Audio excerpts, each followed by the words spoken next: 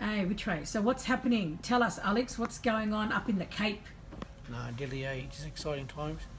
You know, Yeah, why? What's happening? Just everybody know, everybody probably knows that we just got our native title in 2014. Yeah. And it's pretty exciting for all traditional owners up there. Yeah. A lot of leaders up there put in a lot of hard work to get it to this stage. So we just got to carry on to the next stage and get the professional people to come in, human resources, to help us and develop our land and sea. Deadly. Yeah, well, it's there to be developed. I was born on TI. Yeah. We travelled down all the way down south and into Sydney, concrete jungle, and you learn things as you go along in life, and you watch how all people start developing buildings, economy, finance, and you just wish one day, why can't we just do that in our own lands? So I studied a lot. I studied a lot of those concepts on how to develop your economy. Through my travels in life, I've put together a database of people who have expertise in the game, and So they can help out. yeah, but the ones with that are passionate for Indigenous causes as well. Yeah. Yeah. It's got to be a combination.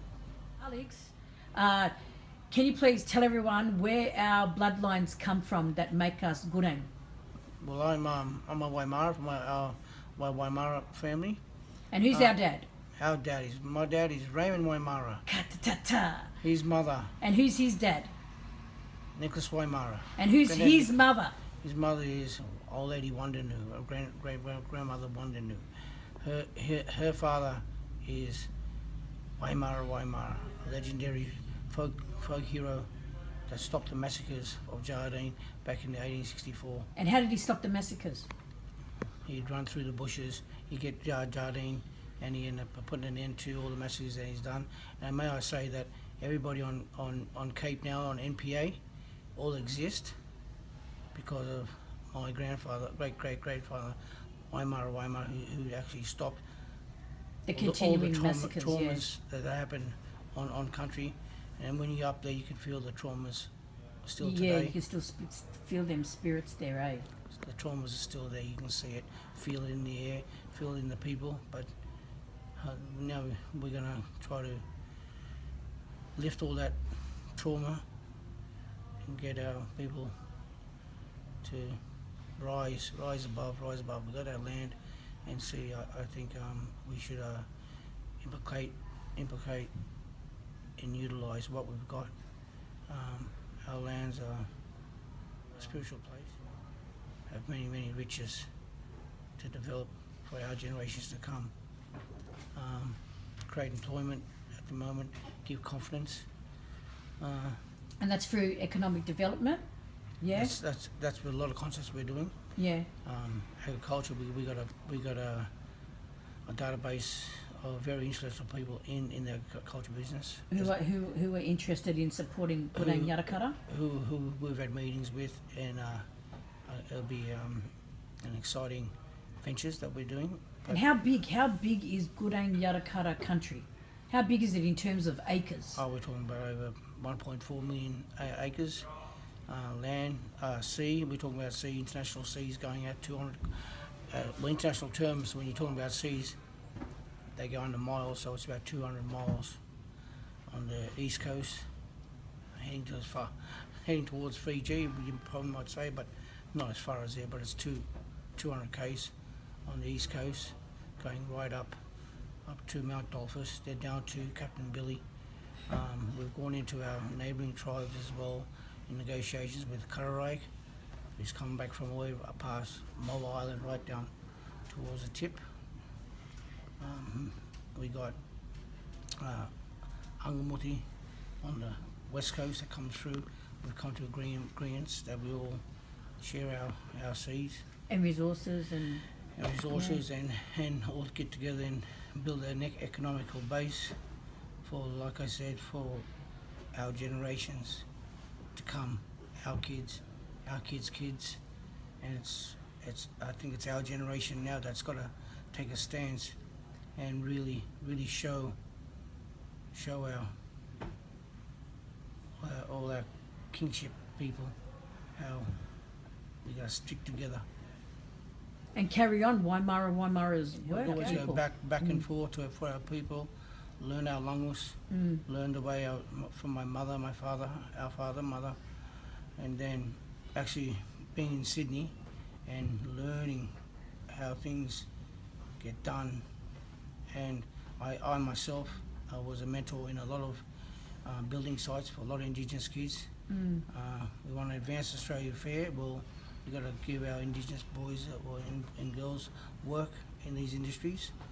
And with all that thought, I'd watch and I'd learn and I'd go through the world of boxing around the world and take a lot of, I was a mentor of a lot of kids. Yeah, because you met a lot of people through boxing, eh? A lot of corporate I travelled people. the world a bit, and just at the drop of a hat, we knew we were getting our native title back from 2011. It was application was going in, right up to 2014, and I was in Sydney, and another baller from the aunt up sat down and I said, you know what, we try to work with people, some other tribes here, but I can only speak for my country. I want to go back up, so we get our native title on the 30th of October 2014, and I went up there and seeing that we got it, we appreciated what we got. We actually got recognised. It wasn't given back. It was always ours. We got recognised by the Australian federal government, and I come back down. I thought I'd put all that together and use all my human resources with brother Nicholas Thompson up there and all the rest of our leaders up there having meetings, and I'd take a lot of investors up there. Trying to work stuff out, Trying to work out, get the right combination. Marry it? Watching, want to see our people's spirits lifted, knowing that we are going to be partnership with very influential people that want to help. We worked hard beyond the scenes. That worked hard beyond the scenes to actually get that right combination. Hey, it has to be the right people. Always has to be the right people that we can. Because it's not just about money being invested, is it? In Gudang Yadhaykenu, you've got to balance it with cultural investment. It's not about the money, even though we bringing the people into our partnership that can build wealth, because wealth in our homelands for our kids, and build us our confidence up there. A lot of the mob confidence up there, home ownership. And the way the new earth is going at the moment, it's got to be sustainable. And in many industries, as agriculture, like I said before, we've got our sea claim we can utilise. So, Alex, can you tell everyone there's surrounding islands that Gudang Yadhaykenu takes in. Is there any significance to them islands that are part of Gudang Yadhaykenu country, or can you tell us like what's their names and is there any significance? We got a lot of islands on the east coast and the west coast of our country. A lot of them refer to our language names, but just for the mainstream audience at the moment, we got islands of Red Island, who's off Gudang, Seychelles, but other people may know it. We actually I'm going up there now for a meeting with state government about getting back some of our Denham Islands, which is on the east coast. I'm just going there as a participant. We got our leaders up there that orchestrated a lot of things behind the scenes with state government. Which is great. It's good for empowerment and their future. Can I just pinpoint to a lot of things that a lot of people don't know about. A lot of the mainstream people, a lot of Indigenous brothers and sisters in Australia, around the world even. There's an island called Possession Island. That is part of Gudang Yadhaykenu country? Gudang country. people know the history of Captain Cook coming here at 1788 to Botany Bay, And invading and colonising, and people know the story there, but people don't know the story that Captain Cook actually come to Australia and put the Union Jack flag on Possession Island, Gudang country. Mm. That's Captain right, Cook yeah. came in 1770, put the flag down. And what happened? Gudang mob was there. Gudang Yadhaykenu mob was standing there. And he moved on. He moved on from there. Moved on down to Botany Bay. Because that's true, because we were regarded as one of the fiercest warrior mobs, in the Cape. The Gudang mob. First tribe that Captain Cook actually come face to face with was our Gudang Yadhaykenu tribe. And he was Friday, he'd be takeoff. And he was in history books says it all. He wasn't not welcome. To say it politely. Say politely without getting too political about it. We all know what the true story about first people and second people, but let's not. I'm just trying to. So get which to a way point where from there we he went to? He come down to Lapa, right? And then Lapa mob let him in, they reckon. Laparoos, no, they're just history's history. Yeah, But you still know that people don't know the true history of 1770. He was on Possession Island, Gudang country. And he was chased off, Yeah, well. Yeah, he left. He left. Well, he didn't.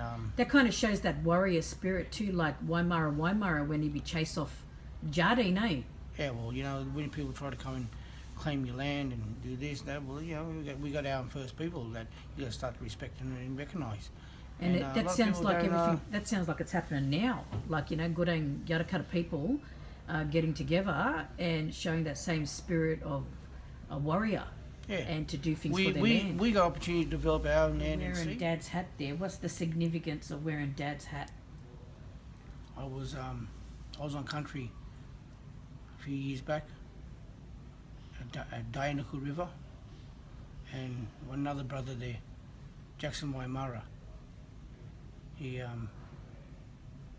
went to hand me his hat, and I always looked at it. Deadly cowboy hats. I said, no, all right, brother. I wear my father's hat one day.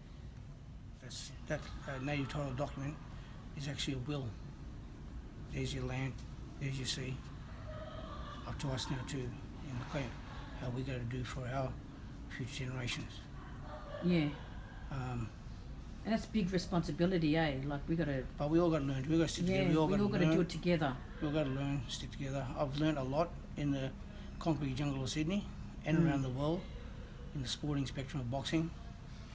To utilise the corporate people that I've had good long relationships over 30 years since I was a kid. Yeah. And actually utilising their services and sitting down and having given that numerous meetings, but to actually have the right combination for the corporate world, such as the people that you all know now. It's out there. Your elders are the ones that go through before days, DNA days. You listen to them, how they try to do this, try to do that, and they get stopped by certain entities that are empowered over traditional people.